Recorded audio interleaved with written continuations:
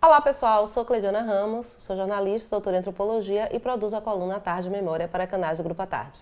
Eu sou Priscila Dória, jornalista e repórter do Grupo à Tarde. Nós estamos aqui no Projeto REC na seção Cybercultura. Nessa seção a gente discute um monte de produção, filmes, séries, livros, tudo que aparecer. Livros, peças de teatro, olha só, tanto produções digitais como também produções analógicas. Afinal, Exatamente. Nada hoje escapa das discussões nas redes, né? Exatamente. Então, a gente está numa semana muito especial, porque a Tarde está completando 110 anos. A primeira edição do jornal circulou em 15 de outubro de 1912. E aí, quando o jornal chegou, o contexto da Salvador desse período tumultuadíssimo. Só para vocês terem ideia, né? Em janeiro de 1912, Salvador foi bombardeada por tropas federais. E isso num jogo político muito parecido com algumas séries, né, webséries, principalmente das plataformas de streaming, onde essa questão de poder, da disputa de poder, alcança lances assim inacreditáveis. Ou que a gente chama de plot twist. Por exemplo, muitos baseados em fatos reais, às vezes. Sim, nesse caso é totalmente real. Daria uma excelente série, sabe? Sim. Assim, tipo, a gente já começou. O que é que aconteceu ali rapidamente, né? O que é que Salvador foi bombardeada? JJ Seabra, ele estava emergindo como uma nova força política. Sim. E por conta disso, a oposição a ele, um grupo, por exemplo, que estava Rui Barbosa, tentou adiar a eleição, para que não tivesse eleição, porque Seabra era claramente favorito. Eleição para governador da Bahia. E aí o governador pediu licença 45 dias antes. A coisa é tão mirabolante que teve a transferência da capital para Jequié, a capital da Bahia. E tudo ser transferido, o poder executivo, o poder legislativo, o poder judiciário. Aí o grupo de Seabra entrou com uma ação, o juiz federal deu ganho de causa para impedir, e aí a desobediência é que levou à intervenção federal.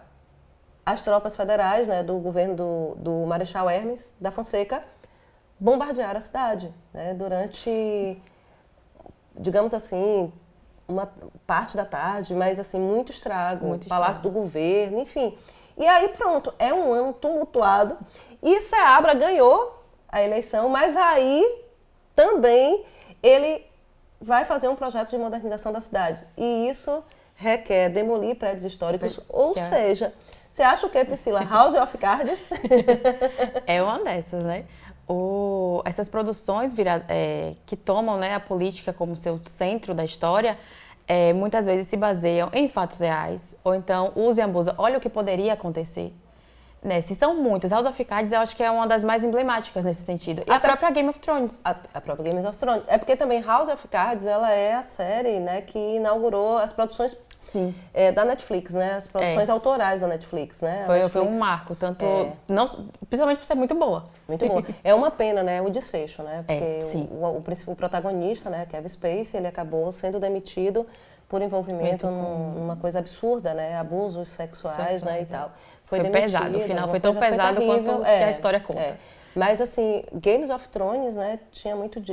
Games of Thrones também, né? É uma disputa de poder. É fantasia. É fantasia, mas tem muito também da verdade, do jeito como é que eles lidam um com os outros, com outros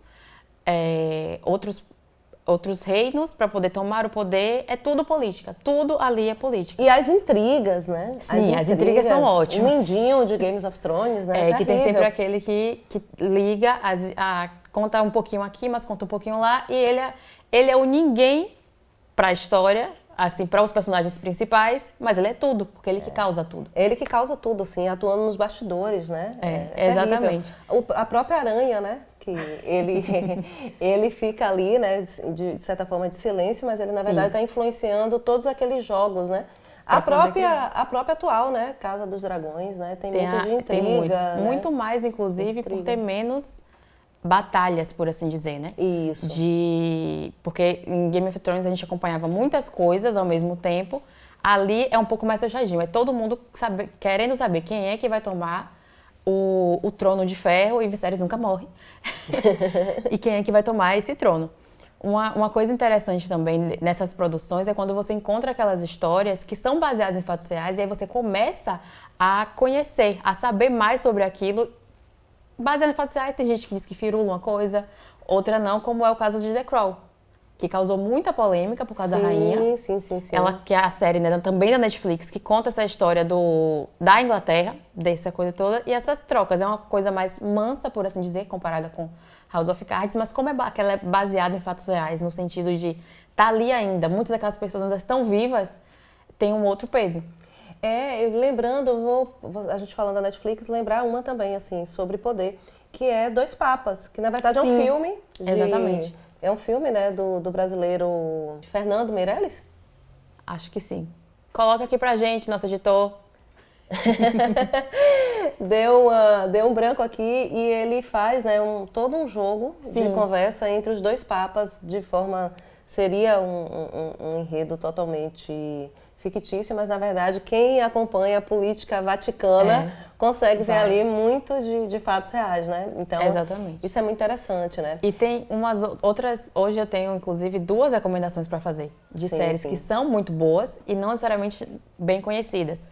Uma que é sobre o que poderia ter acontecido se a história fosse diferente, que é o The Man of High Castle, é um nome assim, a série, que é E se a Alemanha tivesse ganhado? Nossa, ai. E aí a série é aquela coisa assim, e se tivesse ganhado? É uma coisa assim que a gente não pensa, porque imagina se o que já teve já foi horrível. É tão terrível que a gente não quer pensar, mas Exatamente. aí tem alguém que vai lá pensar. Tem alguém que foi lá e pensou. É uma série que é muito bem produzida, ela é muito bonita visualmente e que conta como é que isso aconteceria. É um cenário que nunca existiu, então isso dá muita abertura aos roteiristas e os diretores para poder fazer muitas coisas legais. E assusta também, né? Sim. Com o que poderia ter sido, o que poderia ter sido de nós. Sim. Porque envolve o mundo todo a série. E uma outra, para deixar, se você não quer uma coisa tão pesada, é Parks and Recreation. Essa é muito legal porque ela foca coisa que pouquíssimas fazem, eu não consigo lembrar assim, de outra exatamente que faça isso, em instâncias menores do governo. É uma série de comédia, mas que fala sobre assuntos sérios, só que ela é a parte o setor do governo que fala sobre, que auxilia no parques e nas partes da cidade ligadas à recreação. É a reforma de um parquinho, a reforma de uma praça, e a história vai se desenvolvendo aí sobre o tanto que eles precisam fazer para colocar uma arvorezinha no canto, uma coisinha, uma cidade pequenininha de Indiana. É muito boa, é muito divertida, já ganhou vários prêmios, inclusive. E para poder mostrar, né, que mesmo dentro da política, que muita gente acha chato, ou um assunto muito pesado para você ficar gastando muitas horas dentro de uma série, é interessante, é muito divertida, você se acaba na risada. Olha, gente, então aí, fiquem ligados, os canais do Grupo à Tarde tem muita informação qualificada. E vou dizer para vocês, hein, esse período do início republicano na Bahia daria uma série com muitas temporadas. Porque é conturbado, né? Essa história do bombardeio de Salvador é só um pedacinho de toda a história que acontece ali. Então aí acompanhe os canais do Grupo à Tarde. Muito obrigada, gente, e até a próxima.